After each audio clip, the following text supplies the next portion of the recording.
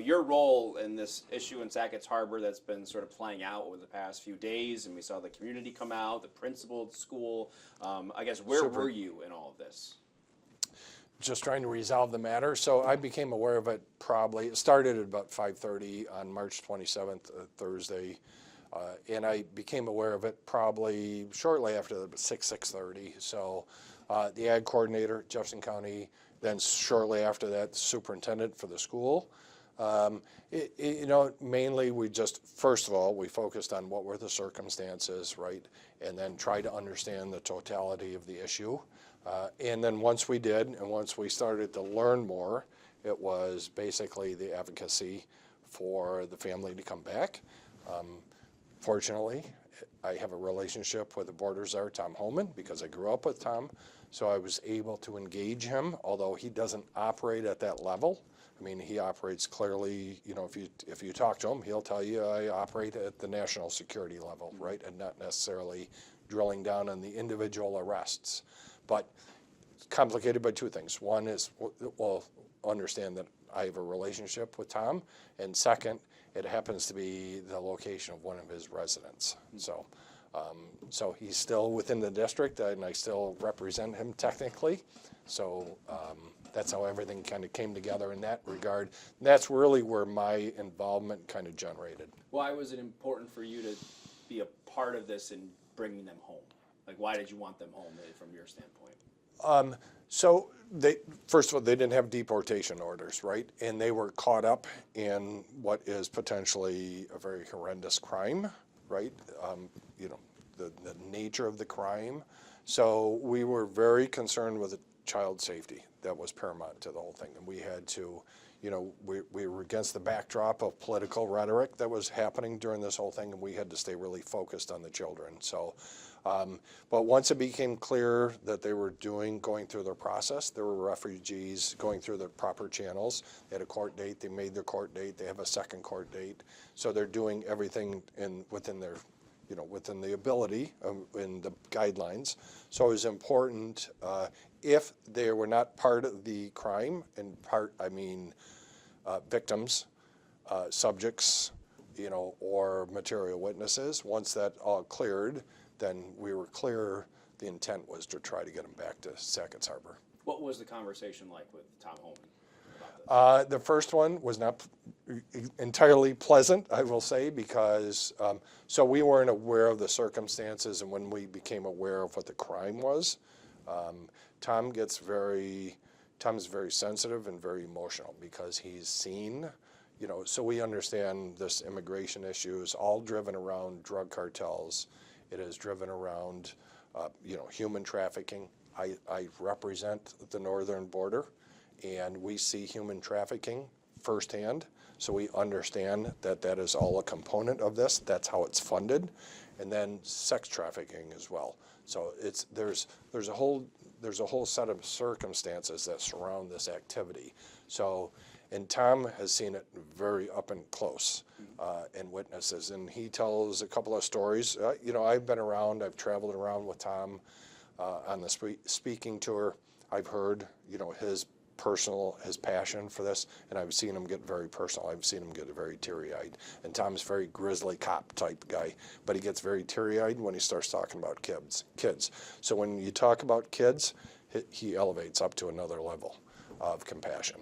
And so I knew Tom would be sensitive to that and to make sure that they were safe. And, if all worked out, that they would be returned home. Do you think that them being detained in Texas was compassionate and safe? Yeah, so that's a good question, and that's one I frequently have been asked. And to that, my response is, I don't know the process, the nuances behind forensic investigations, right? And I don't know how ICE conducts their forensic I don't know where, and I don't know how they do it. Now, the other sensitivity is that we could only talk about process, and we could talk about the family in general. I don't even know their names, and we can't, because there's sensitivity that we would have had to get release forms and all of that. So we stuck very much to the process. So I don't know the nuances of how ICE operates or where they operate to do all these forensic evaluations, right? psychological evaluations, health evaluations, all the, in kind of interviewing them to make sure that, see if they're material witnesses or not. So all of that has to be conducted. Is Texas the only place they do it? I don't know the answer to that. They may have other places. And if there's anything that you could look back and say, was that necessary? That's probably one of the issues. But again, that's up for federal authorities to decide, and their aftermath of the situation, their after action, if you will, to decide if all those steps were taken properly, and for federal representatives to make sure that steps are taken properly. When it comes to this, I know the community was very outspoken. I mean, there was a rally. Yep. The principal was let out a statement saying we want our kids back. This approach, some might say, I think they said, due process, heavy-handed and overwhelming to see that happen in their community, in your district. What is your message to residents when it comes to that? So this was difficult, and it was complicated more by, it got political legs, if you will, and it really took on another meaning because of all the discourse that's going on right now. And it's difficult to explain to people. So the first things were reported early on. Somebody said that I said, be quiet. And that wasn't true at all. I never said those words. I said, be patient and be aware of the sensitivities of the type of crime that this was and the children that are involved. That's the only thing I've ever said to anybody, right? The optics of this crime with children is bad, right? And we have to ensure that the kids had no involvement whatsoever, whether by choice or by force, right? So we had to make sure that was done. So trust the process. And I know nobody trusts government, but I was in communication with federal authorities, mainly Tom, and knew what the process was. But it was difficulty explaining that because and then when it took on a political nature, if you will, it became more difficult. And then Tom did an interview with a local TV station, and then it came back, we don't believe him. So all we can do is put information out there, and ensure people that we're working on it. And I've said right from the get-go, from 6 o'clock that morning until like right now, we continued to work on that issue. 9:30 at night this past Saturday, I get a call, said they're going to be released. However, we have to work on transportation. We have to work on all the mechanics of returning them, because that was my concern. And I even I said, listen, if I need to, I'll take a flight, I'll come back and I'll get them, bring them back myself if I had to go to that extent.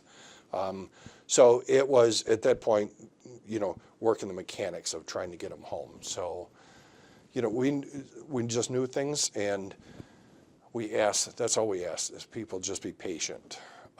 But it was difficult because it became political. And the kids, and I told them all at that point, the kids are not going to win if this gets political. It's not about a political, this political nature of this situation. It's about the kids. What about some organizations, advocacy groups have come out and said these kids are forever scarred.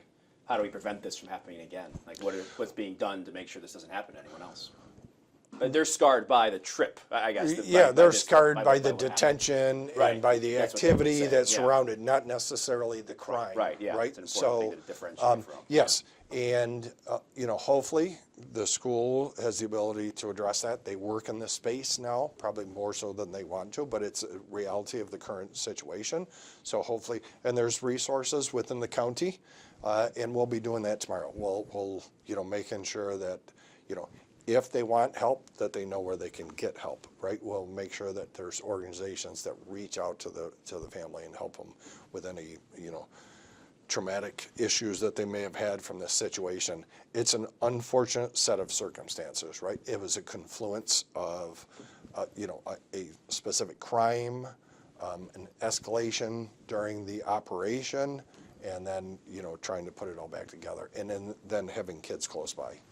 What do you make of this in the greater context? I mean, even in the country. I mean, maybe in the state and the country. I know obviously you represent New Yorkers, because you have right now, I think there was a court ruling today regarding the individual that was sent to El Salvador erroneously. And I think there's some of that fear or concern among these individuals that this is not just a one-off, this is a common thing where ICE is going to come into my community and they're going to take me away even though I'm here legally. I've gone through the process. Yeah, and so we had another farm in the district that I represent, in the northern part of the district. They also went in there and did the same thing, right? And ICE has said, and the Board of Czar said, our intent is to extract an individual, right? But the individual and the type of crime extended beyond that extending to the children, right?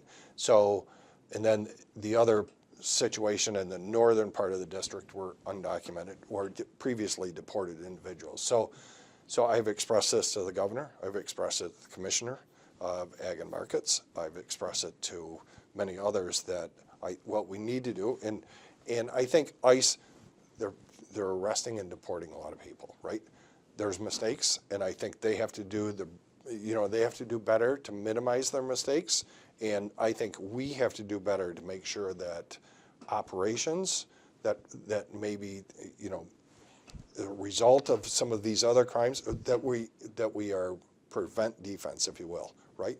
That we're kind of doing quality assurance to make sure that our own houses are in order, if you will, and then we don't have the attention of these activities. Now, I will tell you, talking again to Tom, that agriculture community is not a target, right, workplace that they're going to do operations. They're looking for more vulnerable assets that can inflict a lot of harm on the community, and they're looking at those assets first and migrant workers there, and if there's going to be raids, it's going to be on those assets, right? They're focused on criminals, they're focused on children. We're locating children that were brought across, not that are separated when they were brought across as part of activities, right? So that's what they're focused on. So, but let's hope that things smooth out here, both on the worksite end and on the federal end as well. And I'm confident the federal end is doing the best they can. A quick on the quality control, quality insurance. Yep. What is that a policy thing? I know you were up there with them a couple weeks ago talking about the green light law. Saying is that a part of that, or is it different? Quality is that listen, if you have migrant workers, and I had another operation that was all was a lumber yard, right? So not just agriculture, it's a lumber yard, and they had ICE come into there, and I said make sure you got some sort of documentation, right? You have to ensure that you have some quality built in to putting these people to work in your facility, right? Whether it's a farm or a lumber yard or whatever type of business it is, right? Make sure that you're doing the right thing first, and that's your first line of defense, is to make sure your house is in order. Is that possible right now, considering the judges, the system as we know, is overwhelmed? If there's anything that we can do at the state level, I think we should be looking at that in terms of what does it take to ensure there's some sort of quality review here going on. And I think that's what we can do, hopefully, maybe at a state level. I've expressed that, like I said, the commissioner and the governor as well.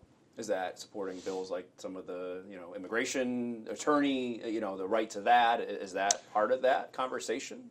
I know that's by another chamber, other party that has proposed some of that stuff. Getting access to attorneys? Yeah. Sure. If we need, if we need to have representation, we need to make sure that So I was shocked at the family. So my understanding is that they were here maybe 2 or 3 years, and to have a court date already, because in most cases these people are. Sometimes court cases can be 5 or 6 years off, right? And sometimes people can be in New York and their court cases being heard in California. Yeah. So that's the first thing. We should locate them in the jurisdiction wherever they're located. If they're going through the process, we should ensure that they're heard locally, number one, and number two, that they have access to representation. Yeah. Finally, just referencing once again, it was like a month ago where he came. And it wasn't fire and brimstone, but there were some warning shots in there. You could say to the governor, if you don't move this, we will come in harder. We will put more agents. Yeah. Do you think operations like this were at all that kind of a response to the governor's Well, policies? it elevates, right, it elevates the tone back and forth. And so the first time I talked to the governor on this, she requested just, you know, that if it would be possible to connect with Tom, to which I facilitated, making sure that, you know, numbers were exchanged and everybody had numbers and it can talk. She referenced today that she spoke to Tom. So Tom referenced to me when he talked to me that it was civil, right? And that's the first step off the curb is to make sure that we're civil when we do this, right? And we approach this in a very, right, in a manner that produces some sort of results and some betters the whole system, including people that want to come here legally and do the work, you know, some of these jobs, and making sure that the state can ensure people are doing it legally. Okay.